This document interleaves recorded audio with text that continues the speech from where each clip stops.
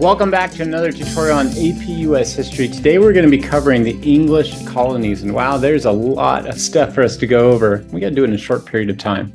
So let's jump right into it. So first off, really important, people who came from England over into the American colonies in North America, they had a variety of reasons why they came.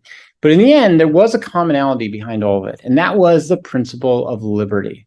Now, liberty today has had a lot of different meanings to it. A lot of people think liberty today is just freedom, and that is not the way the British saw it. They didn't see liberty as like, I get to do whatever I want. Liberty to them was about getting rid of arbitrary constraints, meaning having a king tell you what to do for no clear reason. And the context really for them at that time period was religious purity. For them at the time, the king was putting on way too many restrictions that violated their religious purity. Now, that gets to the other big stereotype people have. Oftentimes, people think that people came to America because they believed in religious freedom. They really didn't.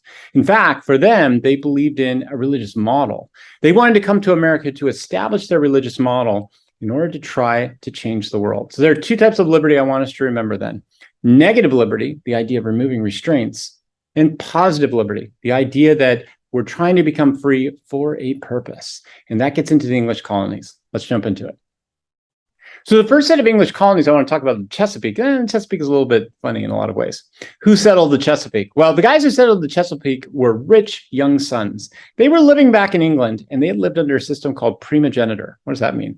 Primogeniture meant the oldest son of every family got all the land in the family. That means young sons got nothing. So they wanted to come over to America to get land because land was a symbol of wealth. It was a symbol of power. It was a symbol of freedom.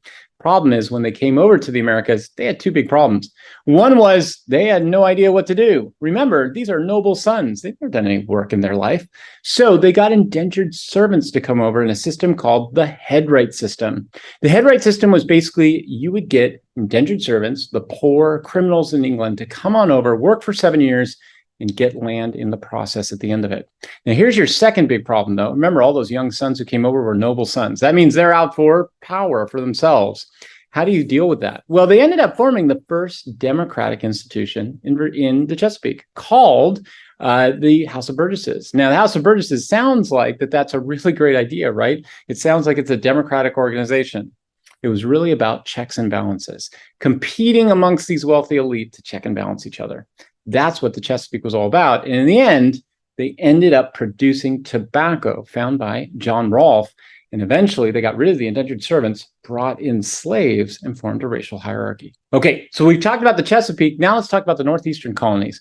The Northeastern colonies are best understood for religious diversity. Now, most of us are pretty familiar with the Puritans coming over. Sure, you've heard about them. They were in the Massachusetts Bay Colony. They came over because they believed in something called predestination, or really double predestination.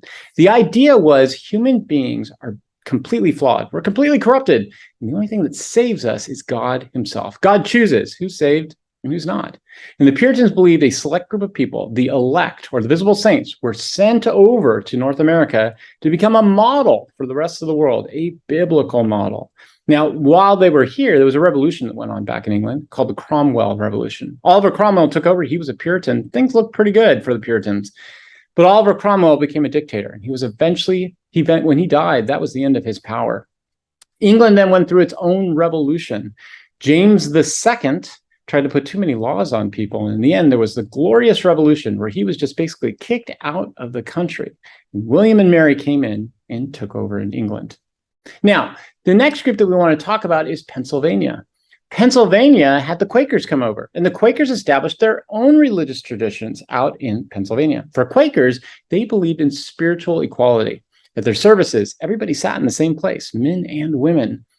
But eventually that became a problem. As the Scots-Irish came over and settled in the area in Pennsylvania, they were upset at the fact that the Quakers were so tolerant of Native Americans because they saw them as stealing their land. Okay, let's go back to the Puritans for just a second. There are two big heretics in the Puritans who are important. Anne Hutchinson. Anne Hutchinson believed that women were equal to men spiritually. She was kicked out of the colony for believing in this. And then there was Roger Williams. Roger Williams believed the Puritans had treated the Native Americans poorly, and he criticized the Puritan leadership for that. Well, he was kicked out, and he ended up going to a new colony called Rhode Island. And in Rhode Island, he established the notion of religious tolerance. Now, you might think, wow, it sounds like today, right? Not that kind of religious tolerance. He believed everybody should become a Christian, but freely. In his society, everybody would be able to live and tolerate one another. And that establishes the beginnings of our tradition. Okay, a few miscellaneous colonies that are important. Georgia is one. Georgia was sort of a buffer state in between Spanish Florida and England, and it was used as a place for prisoners and the poor to be brought for rehabilitation.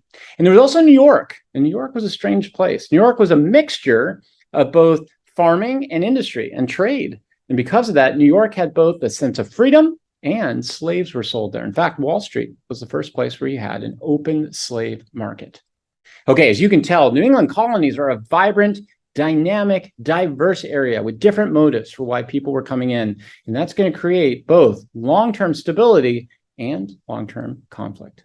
See you in class.